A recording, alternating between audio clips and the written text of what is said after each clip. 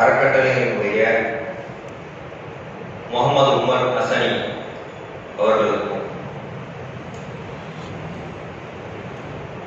இந்த ஈமானிய இஸ்லாமிய கல்வி முறைகளை இன்றைய காலம் வரை தொன்று தொட்டு நம்மிடத்தில் கொண்டு சேர்த்திருக்கக்கூடிய உலமாக்கள் அறிஞர்கள் அனைவருக்கும் ஏக இறைவனின் சாந்தியும் சமாதானமும் என்றென்றும் நிகழ்த்தப்படும்.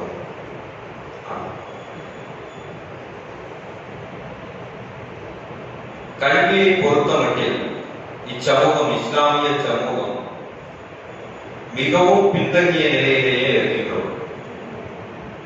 ஆனால் இச்சமூகத்தில் தான் கற்பவனாக இரு, கற்பிப்பவனாக இரு, அல்லது கற்பவர்களுக்கு உதவி செய்பவனாக இரு என்ற கோட்பாட்டை கொண்ட ஒரு சமூகம். இங்கிருக்கக்கூடிய எண்ணிக்கை கல்வியின் பால் மேம்பட வேண்டும் என்ற எண்ணத்தை கொண்டவர்கள் இங்கே இருக்கக்கூடிய சதவீதத்தை, இங்கே இருக்கக்கூடிய எண்ணிக்கையை வைத்து இச்சமூகத்தின் நிலையை நாம் உணர முடியும். தேசிய புள்ளியியல் அறிக்கையின்படி 75வது அறிக்கை கூறுகின்றது, தாழ்த்தப்பட்டவர்களை விட இஸ்லாமிய சமூகம் கல்வியில் பின்தங்கி இருக்கின்றது. பொதுவா சொல்லுவாங்க, தாழ்த்தப்பட்டவர்கள் வந்து கல்வியில் பின்தங்கி இருக்கிறாங்க. அவர்களுக்கு தொட்டால் தீட்டு, பட்டால் தீட்டு, பார்த்தால் தீட்டு என்று ஆதிக்க சமூகம் என்ன செய்கின்றது? அவர்களை கல்வியிலே ஒதுக்கி வைக்கின்றது.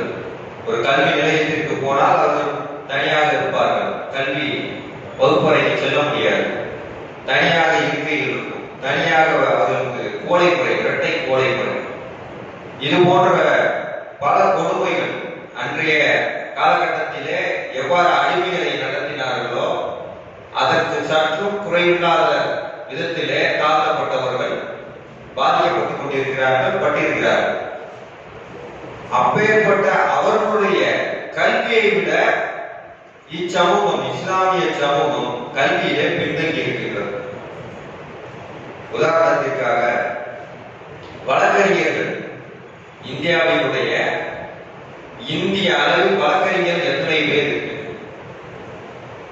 1.6%. ஒட்டுமொத்த இந்தியாவில் இஸ்லாமியர்களுடைய மக்கள் தொகை 16%. 16% உள்ள இஸ்லாமியர்கள், இஸ்லாமிய சமூகத்தில் வழக்கறிஞர்கள் 16% வேண்டாம், ஒரு 10% இருக்கலாம் இல்லையா? இல்ல ஒரு 8% இருக்கலாம் இல்லையா? இல்ல ஒரு 5% இருக்க வேண்டும்.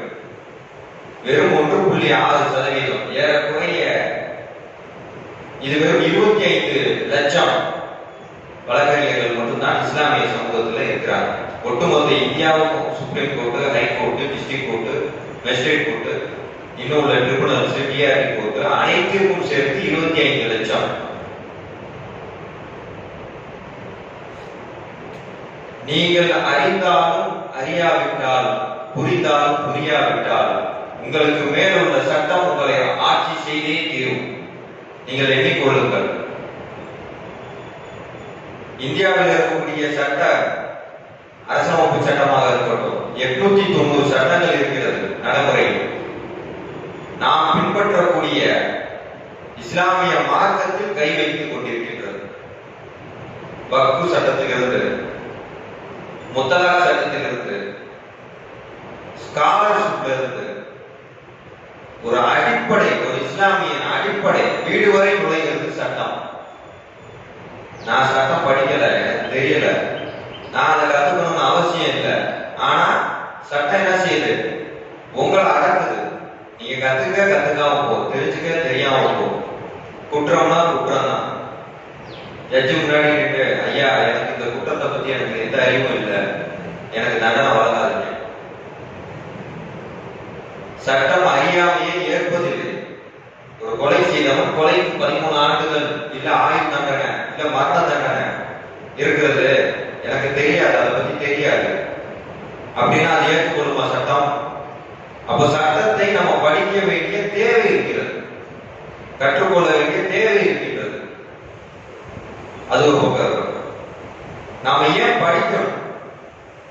கல்வியை நாம் ஏன் தேர்ந்தெடுக்க வேண்டும்? படிக்காமே இருந்தலாமே, ஏன் கற்க வேண்டும்? எப்படி கற்க வேண்டும்? எதை கற்க வேண்டும்? எதற்காக கற்க வேண்டும்? காரண காரியங்கள் வேண்டுமா இல்லையா? நான் படிக்க தேவையில்லை, என்னுடைய தேவைகள் நிறைவேறிடுச்சு அப்படின்னு போக முடியுமா? தேவைக்காண்டி கல்வியா? ஒருத்தர் வாடகை வருமானம் வருது, இல்ல சொத்து இருக்கு, இல்ல பெரிய செல்வந்தராக இருக்கிறார், இல்ல அரசியல் பின்புலத்தில் இருக்கிறார், கல்வி தேவையில்லையா அவருக்கு? கல்வி ஒரு மனிதனை ஆற்றல் படுத்துகின்றது. ஒரு மனிதனை ஆற்றல் படுத்துகின்றது. அந்த ஆற்றல் அதிகாரப்படுத்துகின்றது. ஒரு அதிகாரம் என்பது ஒரு மூமினுக்கு, ஒரு முஸ்லிமுக்கு அதிகாரம் என்பது ஒரு வலிமையான மூமினாக மேம்படுத்துகின்றது. ஒரு வலிமையான மூமின் முஸ்லிம் இறைவனிடத்தில் சிறந்தவனாக இருக்கின்றார். என்னிடத்துல 100 ரூபாய் இருக்கு, பொருளாதாரம் இருக்கு, அதை நான் எத்தனை பேருக்கு தர முடியும்? ஒரு 200 ரூபாய் இருக்கு, எத்தனை பேருக்கு தர முடியும்? இல்ல பலாயிரம் கோடி இருக்கு, நான் எப்பேற்பட்ட மனிதராக இருக்க முடியும்? இப்ப அதிகாரம் என்பது உங்களை மேம்படுத்தும் போது உங்களிடத்துல பயனடையக்கூடியவர்களும் அதிகப்படுவார்கள் இல்லையா? இப்ப ஈமானிய இஸ்லாமிய மறுமைக்கு தேவையான அமல்களை செய்வதற்கும் என்ன வேண்டும்? அதிகாரம் வேண்டும். அதிகாரம் வேண்டும் என்றால் நீங்கள் கற்க வேண்டும். கற்றபின் அதை ஆற்றல் பெறுவீர்கள். ஆற்றத்தின் மூலம் நீங்கள் இன்ஷா அல்லாஹ் மறுமைக்கு உண்டான அனைத்து விஷயங்களையும் மேம்படுத்துவீர்கள்.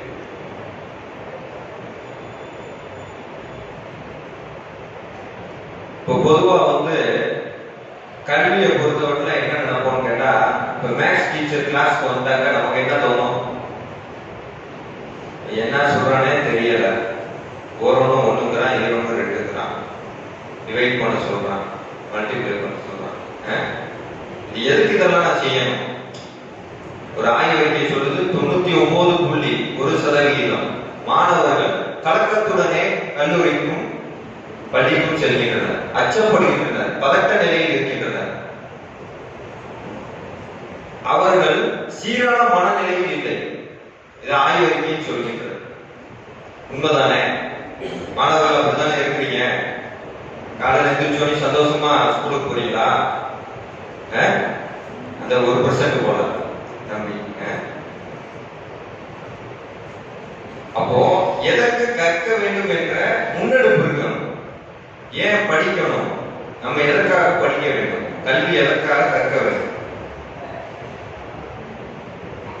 அதற்கு ஒரு வரலாறு இருக்கின்றது. இஸ்லாமிய கல்வி முறையில ஒரு வரலாறு, நீண்ட நெடிய வரலாறு இருக்கின்றது. அந்த வரலாற்றை நீங்கள் உணர்ந்தால் தான் கல்வியை புரிந்து கொள்ள முடியும்.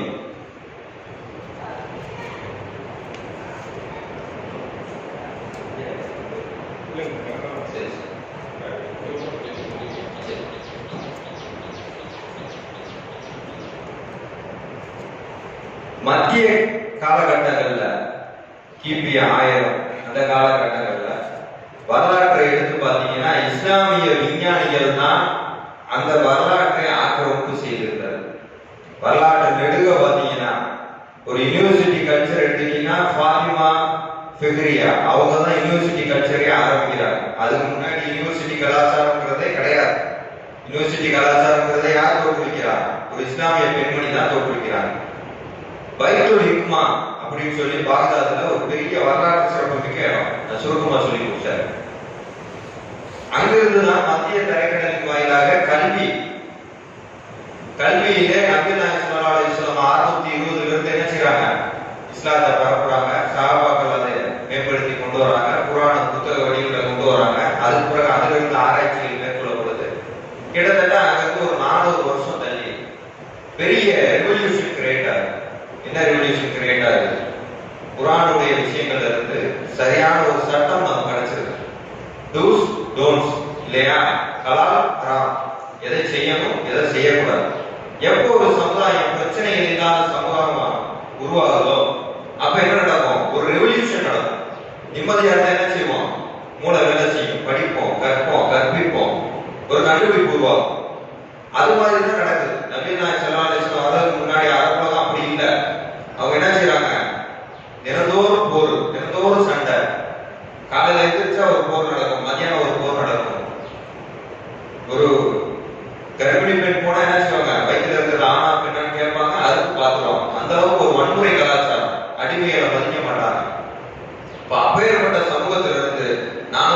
கண்டுபிடிச்ச எப்பேற்பட்ட சமூகம் வருது.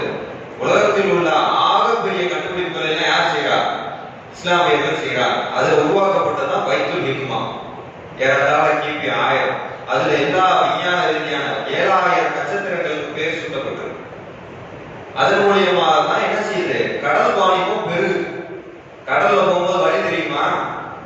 இங்க ஜாமியா பள்ளிக்கு வரணும்னா ரோடு இருக்கு, தார் ரோடு இருக்கு, மரம் இருக்கு, என்ன எல்லாம் வழி தெரியும். கடல்ல என்ன இருக்கும்? எந்த பக்கம் பார்த்தாலும் நீளமா இருக்கும், மேல பார்த்தா வானமும் நீளமா தான் இருக்கும்.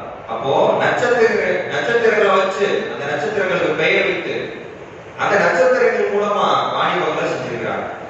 அப்ப இதை கண்டுபிடிச்சது யாரு? ஒரு இஸ்லாமியர். நீங்க கூகுள்ல சர்ச் பண்ணி பார்க்கலாம். 1000கள்ல எந்த விஞ்ஞானியும் இருந்திருக்க மாட்டாங்க. கிபி 1000ல இருந்து 1400 500 வரைக்கும் பாத்தீங்கன்னா எந்த விஞ்ஞானியும் நோட் பண்ணப்பட்டிருக்கு. ஏன் அப்படின்னு கேட்டாக்க ஒரு 800 ஆண்டு காலம் யார் விஞ்ஞானிகளே வரலையா? 400 ஆண்டு காலம் யாரும் வரலையா? ஏன்னா வந்தவங்க என்ன? இஸ்லாமியர். நிலாவில் உள்ள ஒரு பள்ளத்திற்கு அவருடைய பெயர் வைக்கப்பட்டிருக்கு. 7000 நட்சத்திரங்களுக்கு பெயர் சூட்டப்பட்டவரை முன்னோடியா என்ன செய்யறாங்க? நிலாவில் உள்ள ஒரு பள்ளத்திற்கு பெயர் வைக்கப்பட்டிருக்கு. இதெல்லாம் எதுக்கு சொல்ல வரேன் அப்படின்னு சொன்னாக்க, இஸ்லாமிய எஜுகேஷன் நம்ம ஏற்கனவே ஒரு கல்வி பேக்ரவுண்ட்ல வந்தவங்க.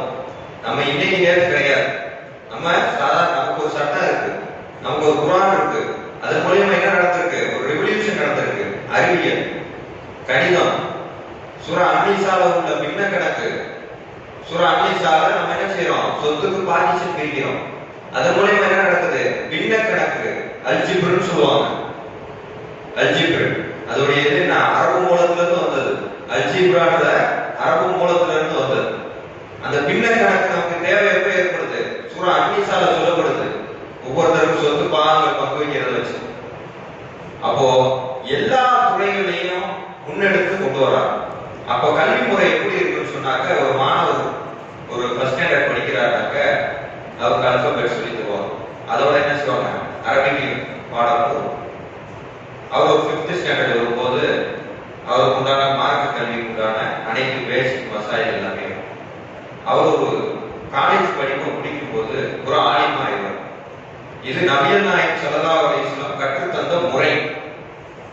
அதே போல நீங்கள் கலிமா சொன்ன ஒரு நபரிடத்துல கல்வியை கத்துக்கணுமா அப்படின்னு சொன்னாக்க கிடையாது. எப்போ ஷிர்க் இல்லையோ, ஒரு விஷயத்துல ஷிர்க் இல்லையோ, அவர் யாராக இருக்கலாம். அதுக்கு ஒரு சின்ன உதாரணம் சொல்றேன். பத்ர் போர்ல ஒரு 70 மாபெரும் எதிரிகளை என்ன செய்யறாங்க? புடிச்சு கொண்டு வந்தாங்க. மாபெரும் எதிரிகள் முஸ்லிம்கள். மக்கா நகர்ல பெரிய வன்முறையில ஈடுபட்டவங்க, பெரிய சொல்லனா துயரங்களை செஞ்சவங்க. நபிகள் நாயகம் ஸல்லல்லாஹு அலைஹி வஸல்லம் கடமாட முடியாத அளவுக்கு பெரிய குற்றங்களை இழைச்சவங்க. அவங்கள புடிச்சிட்டு வந்து என்ன செய்யறாங்க? பத்ர் போர்ல வச்சிருக்காங்க. அப்ப 2 பேருக்கு நபிகள் நாயகம் ஸல்லல்லாஹு அலைஹி வஸல்லம் ஆலோசனை கேட்கிறாங்க. அபூபக்கர் சித்திக் ரலியல்லாஹு, உமர் ரலியல்லாஹு, இவங்க 2 பேரும் ஒவ்வொரு ஆலோசனையை சொல்றாங்க. அது அபூபக்கர் சித்திக் ரலியல்லாஹு சொல்லக்கூடிய ஆலோசனையை நபிகள் நாயகம் ஸல்லல்லாஹு அலைஹி வஸல்லம் எடுத்துக்கிறாங்க. அவர்கள் இடத்துல இருக்கக்கூடிய கல்வியை நம்ம எடுத்துக்கிட்டு அவங்கள விடுவிச்சுக்கணும். அப்ப அவங்க யாரு? முஸ்லிம்கள், காஃபிர்கள்.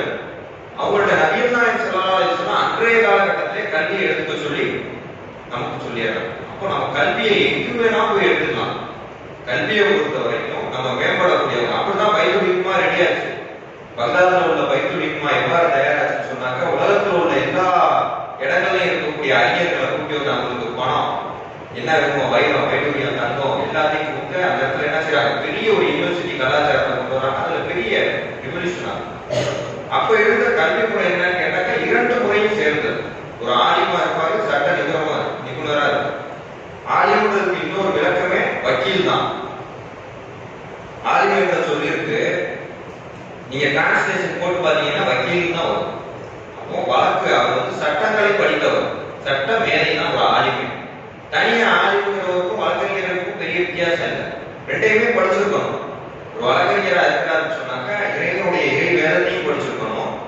கான்டெம்பரரி இஷ்யூஸ், சமகால பிரச்சனைகள் எல்லாத்தையும் தெரிஞ்சிருக்கணும். அந்த முறை